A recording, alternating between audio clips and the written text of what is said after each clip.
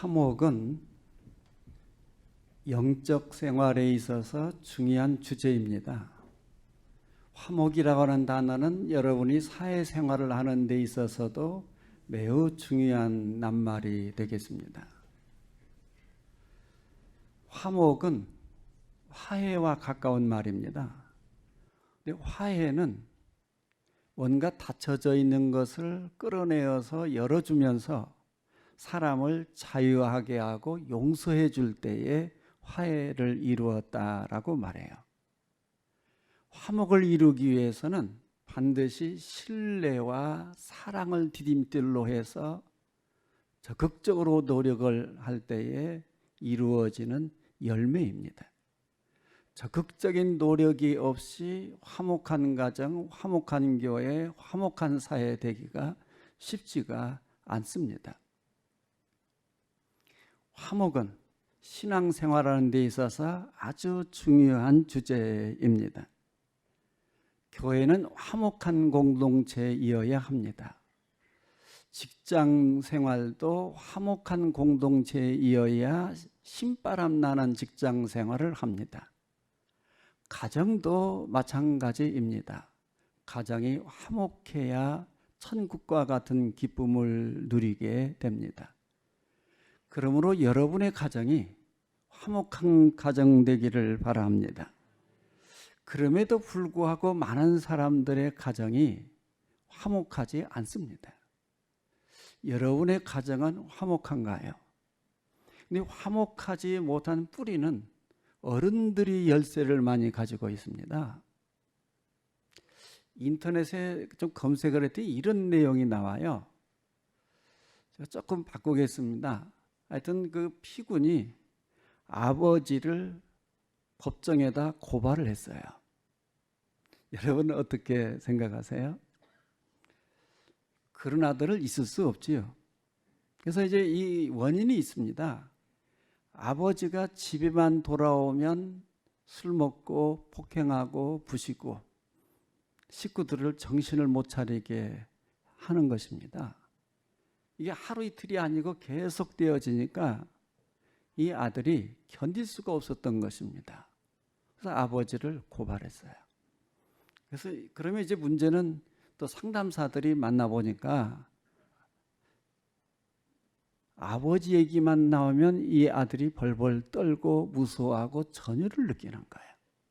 아버지에 대한 분노심이 가득 차 있기 때문입니다. 그 아버지한테 물으면 또 그 어떤 원인이 또 있겠지만 이 아버지가 가정의 행복 열쇠를 놓아버리고 폭행이 가득한 가정으로, 불안한 가정으로 만들어가고 있었기 때문입니다.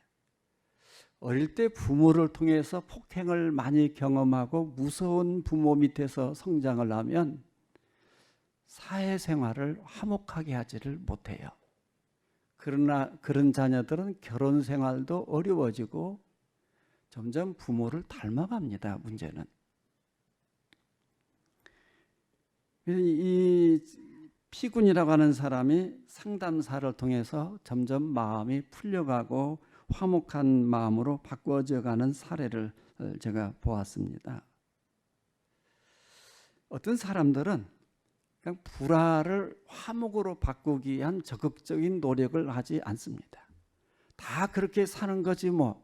다 그렇게 대충대충 사는 거야 하고 불화한 상태를 그대로 유지하면서 평생 살아가고 있는 가정들이 있습니다. 이런 가정에서는 식구들이 심리적 장애를 겪게 되어지고 심리적 불안을 겪고 있는 사람들은 사회생활을 제대로 하지를 못하게 됩니다. 그러므로 사람들은 화목을 위해서 적극적으로 노력을 해야 됩니다.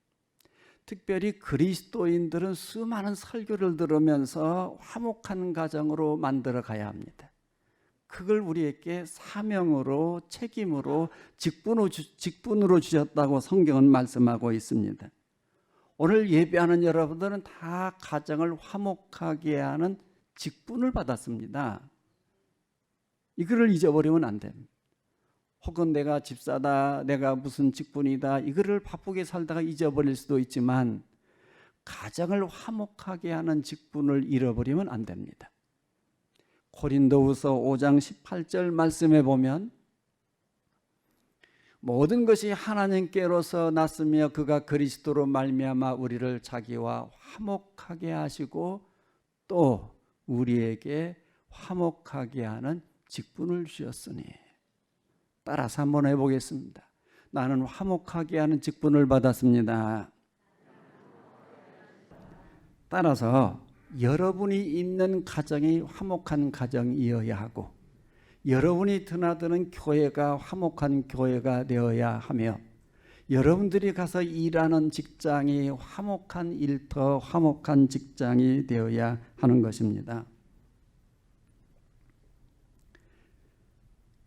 공동번역 마태복음 5장 9절 말씀에 보면 평화를 위하여 일하는 사람은 행복하다. 그들은 하나님의 아들이 될 것이다. 화목을 위해서 평화를 위해서 일하는 사람이 하나님의 아들이다. 역으로 역 논리로 말하면 화목을 위해서 평화를 위해서 일하지 않는 사람은 아직도 하나님의 아들이 아니다 하는 말씀이 될 수 있습니다. 여러분들이 여러분의 가정을 화목하게 만들지 않으면 아무도 화목한 가정을 만들 수가 없어요. 제가 여러분 가정에 저녁마다 찾아가서 설교를 해도 안 될 겁니다. 화목한 가정을 만들어야 할 당사자는 여러분 자신이기 때문에 그렇습니다. 화목한 가정, 화목한 교회, 화목한 사회, 화목한 민족 공동체를 이루어 나가는 사람이 하나님의 사람이다. 화목을 위해서 화평케 하는 자로 살아가서 하나님의 자녀, 하나님의 아들, 하나님의 딸이 되시기를 바랍니다. 잠언은 지혜와 명철과 지식을 추구하는 말씀 격언을 모아놓은 말씀입니다. 사람들이 지혜롭게 살 수 있는 방향, 어떻게 하면 지혜롭게 살 수 있는가를 알려주는 말씀입니다. 욥기는 세상에 살면서 이해가 안 되어지는 수수께끼 같은 질문들이 있어요. 그런 질문을 하면 저도 획일적으로 이거다라고 대답하기 난해한 수수께끼 같은 질문이 있습니다. 일상적인 삶에서 수수께끼와 같은 문제들을 어떻게 대처해 갈까를 욥을 통해서 알려주는 말씀입니다. 욥기는 일상적으로 우리에게 끊임없이 다가오는 역경, 고난, 환난, 감당하기 어려운 핍박, 갈등 이런 것들 속에 하나님이 계시는가, 하나님은 출장 가셨는가, 하나님은 없는가. 욥기에서 말하고자 하는 것은 하나님이 계신다는 거예요. 하나님의 임재를 말씀하고자 합니다. 전도서는 헛되고 헛되니 모든 것이 헛되고 헛되며 헛되도다. 전도서 1장 2절에 5번을 얘기할 정도로 허무주의를 말하는 것이 아닙니다. 헛된 인생은 가치가 없는 인생, 허무한 인생, 유익하지 않은 인생을 살지 말고 유익한 인생을 살아가는 것입니다. 가치 있는 인생을 살아가는 것입니다. 허무한 인생을 살지 말라. 그럼 그것이 무엇이냐? 청년의 때에 젊었을 때에 창조자를 기억하고 창조주 하나님을 의지하고 살아가는 것이 인생의 참 본분이다. 이거를 가르쳐 주려고 하는 말씀이 전도서입니다. 잠언은 인간과 많은 교제를 하면서 살아갈 때에 오늘 본문 말씀을 통해서 화목하게 지내라. 화목하라. 여러분 가정을 화목하게 하라고 말씀을 하고 있습니다. 9절 말씀을 보시면 다투는 여인과 함께 큰 집에서 사는 것보다 움막에서 사는 것이 나으니라. 움막에서 살고 싶어서 갈 사람은 아무도 없을 것 같아요. 그 움막이 뭘까? 여러분 각주 2번이 써져 있어요. 그 반가로 2번이 써져 있는 그게 각주입니다. 그거를 성경책 제일 밑에 와서 보면 뭐라고 써져 있느냐 하면 지붕 한 모퉁이에서입니다. 오늘 우리 문화로 바꿔서 보면 옥탑방에서 살아도 행복하게 사는 것이 큰 집, 대궐 같은 집에서 사는 것보다 뭐 20억, 30억 나가는 집에서 사는 것보다 화목하게 사는 것이 더 중요하다 말씀하는 것입니다. 표준 성경에는 다락 한 구석에서 사는 것이 낫다. 다락에 가서 사는 것이 더 낫다. 꼴 보기 싫은 사람들하고 함께 사는 것보다 행복하게 사는 것이 더 좋다. 공동번역 성경을 좀 보겠습니다. 여자들만 읽어보십시오. 시작.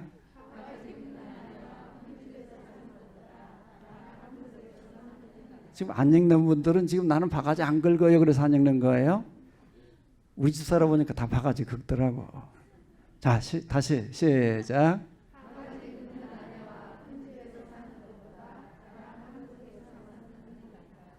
남자들은 바가지 긁는 거를 제일 싫어해요. 근데 바가지를 여자만 긁는 게 아니더라고. 저도 여자한테, 우리 집사람한테 바가지를 긁더라고요.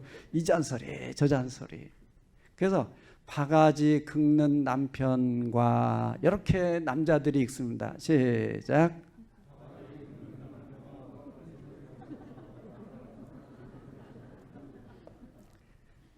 며느리가 되었던 시어머니가 되었던 남편이 되었던 아내가 되었던 바가지 긁는데 히히 웃고 다니면 좀 그거 이상한 사람이에요. 다 싫어해요. 바가지 긁고 늘 이렇게 아내와 식구들과 뭐 고부간에 갈등이 생겨서 다투고 싸우는 것보다 옥탑방에서 작은 집에서 사는 것이 더 낫겠다. 그런 말이에요. 늘 갈등하고 불화를 일으키는 것은 휘발유에다가 성냥불 던지는 것과 같습니다. 그러므로 여러분이 먼저 화목하기를 바랍니다. 여러분의 가정이 화목하게 되기 위해서 적극적으로 노력을 해서 여러분의 가정이 다 화목해지기를 축원합니다. 화목해지기를 바랍니다. 그러면 사람이 어떻게 하면 화목할 수 있겠습니까? 사랑으로 열심히 일하면 화목해지고 행복해져요. 부지런히 일하는 가정은 오늘이 가난해도 내일은 잘 살 줄로 알고 서로 격려하고 위로하면서 화목하게 살아갈 수 있습니다. 열심히 부지런히 일하면 살림이 조금씩 다른 사람들처럼 그냥 눈덩이처럼 한순간 부자가 되지는 않아도 조금씩 모아가면서 희망을 걸고 열심히 살아가고, 저 사람이 너무나 힘들어하기에 서로 손잡아주고 위로해주고 격려해주는 그런 가정이 화목한 가정이 된다는 말입니다. 가난하여도 열심히 사랑으로 일하는 모습을 보면 그 자체가 위로가 되고 소망이 되기 때문입니다. 그러므로 부지런히 성실하게 일하는 가정은 오늘은 힘들어도 화목해지고 어느 순간 행복해지게 됩니다.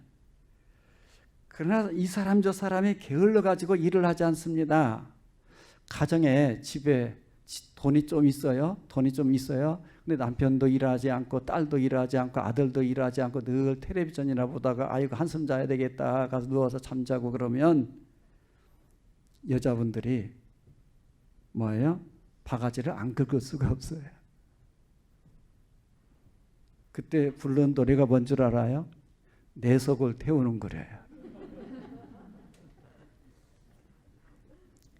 게으른 집에는 이렇게 살아가면 재물이 있어도 화목하지 않아요.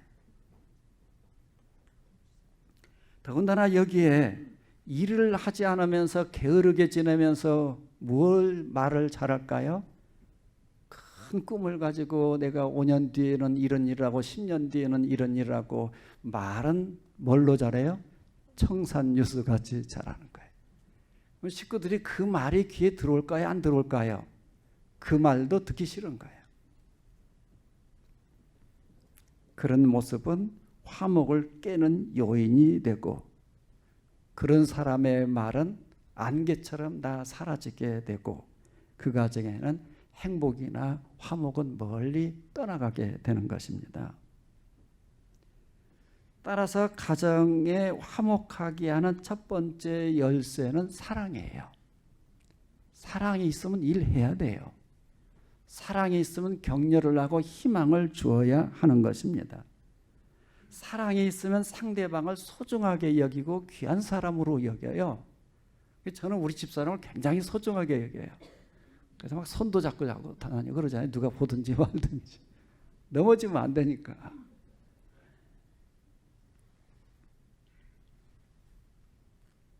사랑은 말로만 하는 것이 아니고 실천으로, 행동으로 표현해 주어야 더 큰 사랑이 됩니다. 근데 아무리 사랑으로 산다고 하면서도 때론 지치고 탈진되어지고 절망에 빠질 때도 있어요.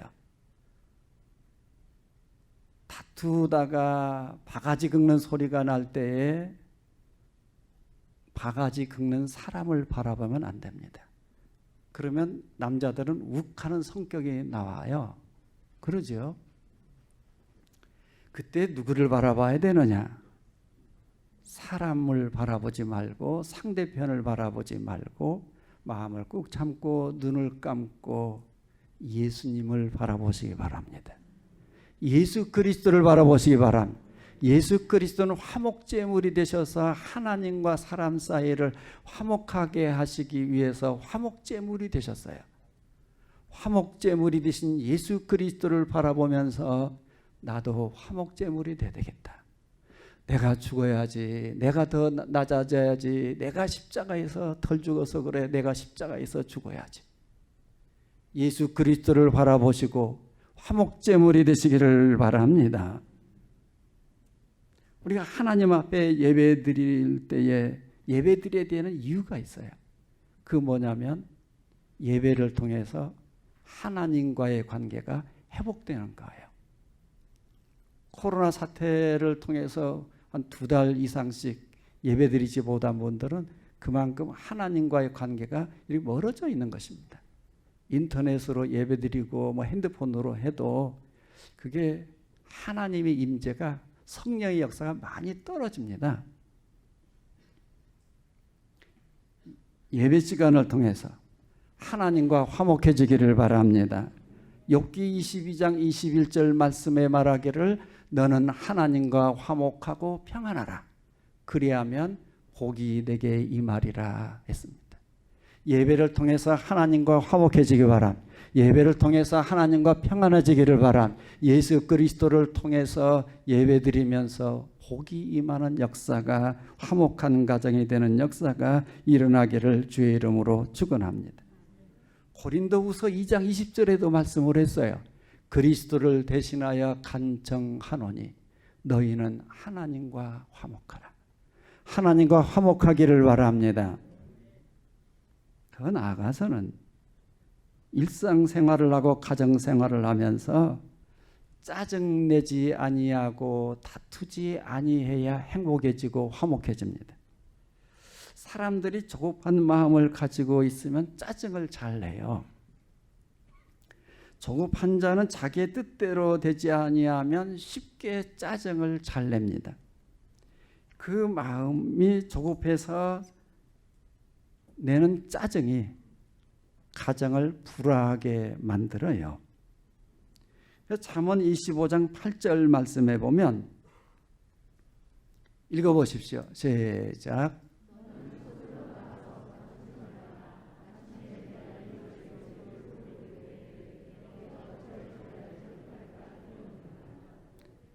성급하게 조급하게 가서 싸우지 마라 말씀하는, 다투지 마라.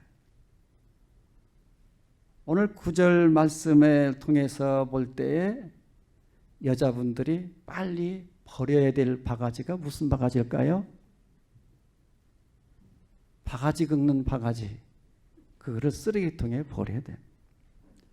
남자들은 그 바가지 긁는 소리를 좀 잘 조금 귀담아 들으면 좀 괜찮은데, 그거를 잘 못 견디면 욱하는 성질이 나와요. 불같은 성질이 나와서 그것도 문제입니다.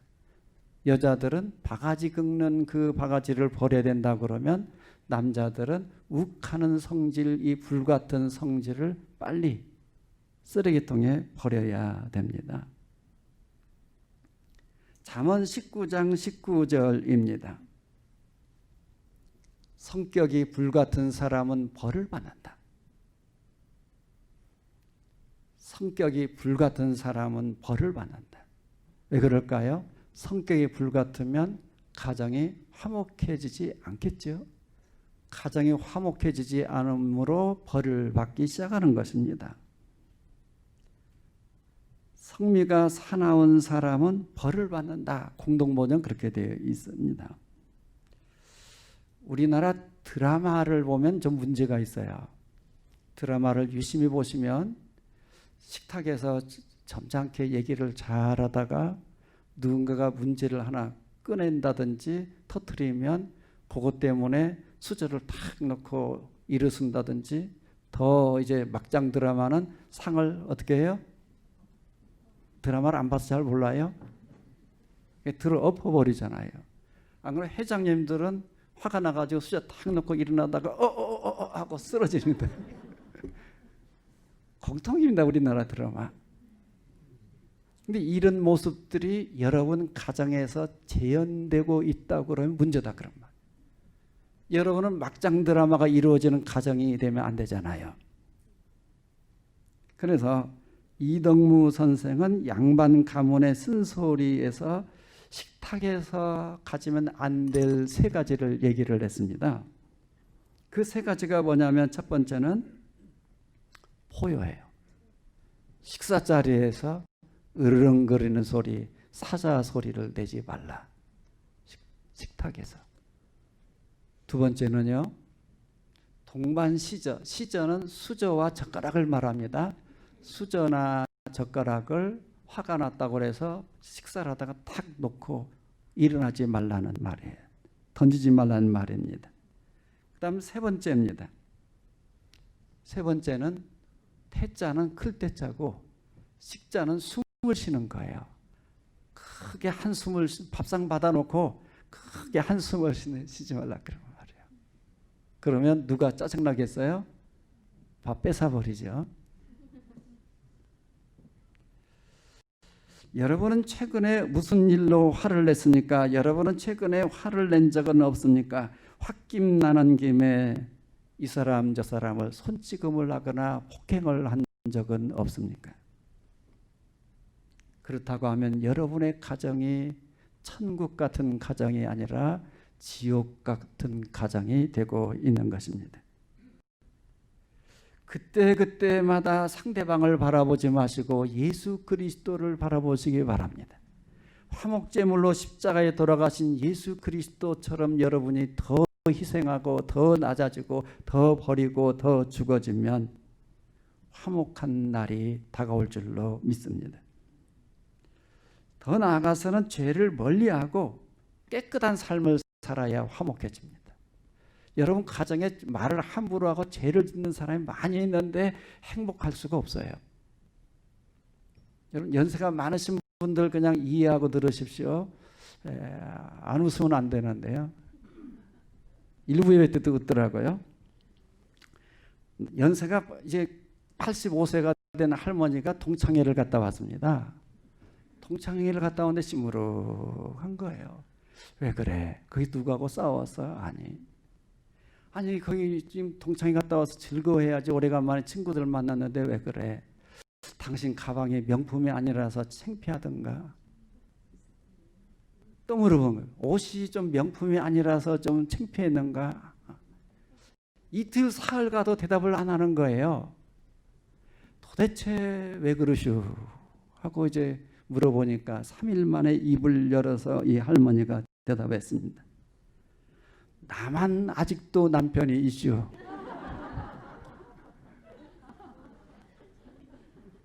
이러면 곤란해진다 그런 말이에요. 이거는 구부러진 말이에요. 잘못된 말이죠. 6절 말씀에 보면 크게 범죄한 자의 길은 심히 구부러지고 그 구부러지는 것이 관역 목표를 향해서 가지 못하고 그 화살이 구부러져 가버리면 다른 길로 가면 그게 히브리어에서 죄예요. 죄. 7절 말씀에 보면 악인의 강포라고 했습니다. 구부러진 말을 하고 험한 말을 하다가 남자가 되었든 여자가 되었든 요즘은 여자가 더 무서워요. 강포하는 힘이 나오게 됩니다. 그렇게 해서 실수를 해놓고 뭘 하느냐 하면 자기 정당화를 해요. 자기 정당화가 제일 부끄러운 일입니다. 자기 정당화가 뭐라고요? 제일 부끄러운 일이에요. 미안하다고 잘못했다고 내가 실수했다고 얘기를 해야지. 자기 정당화를 통해서 얘기를 해버리면 상대방을 더 화나게 하는 거예요. 근데 많은 회의석상이나 국회나 또 모임이나 가정에서 자기 정당화에 정신이 없어요. 그런 곳은 행복하거나 화목할 수가 없습니다. 그런 말은 장황하게 늘어놓습니다. 장황하게 늘어놓으면서 거짓말을 못해버립니다. 나중에 확인하면 다 거짓말이잖아요. 부부 세계에서 다 봤잖아요. 안 보신 분들 같아요. 그러면 가정의 화목을 깨기 시작하는 것입니다. 그러나 예수 그리스도를 진실로 섬긴 주님의 제자는 깨끗한 언어를 써야 돼요. 깨끗한 삶을 살아야 돼요. 구부러진 길로 가지 아니하고 정직한 길로 가고 생명의 길로 가고 십자가의 길로 가는 것입니다. 그 길로 가면 화목이 회복될 것입니다. 그 길로 가면 성령께서 임재하셔서 화목하게 하실 줄로 믿습니다. 여러분 잠언 17장 1절 말씀입니다. 마른 떡 한 조각만 있고도 화목하는 것이 제육이 집에 가득하고도 다투는 것보다 나으니라. 오늘 본문 말씀과 같은 맥락의 말씀입니다. 얼마 전에 작년에 제가 이 말씀으로 설교를 해서 오늘 이 말씀으로 하는 것입니다. 상담센터에서 철 없는 중고등학생 청소년들 1,500명을 대상으로 해서 질문을 했어요. 너희들이 볼 때에 인생에서 가장 중요한 것이 뭐냐? 여러분 뭐라고 대답하시겠습니까? 철없는 아이들인 줄로 알았는데 그 아이들 73%가 가정이라고 대답을 했어요. 그 아이들한테 다시 물었습니다. 그러면 가정에서 제일 중요한 것이 뭐냐? 여러분 뭐라고 대답하십니까? 돈이라고 하실래요? 빌딩이라고 생각하십니까? 이 아이들이 대답했어요. 화목이라고. 50% 이상이 화목이라고 대답을 했습니다. 여러분 그렇게 생각하십니까? 그러면 여러분의 가정은 정말로 화목합니까? 가정의 화목, 교회 화목, 이 여러 단체의 화목을 위해서 적극적으로 노력하는 여러분, 화목한 가정이 되기를 축원합니다. 기도하겠습니다.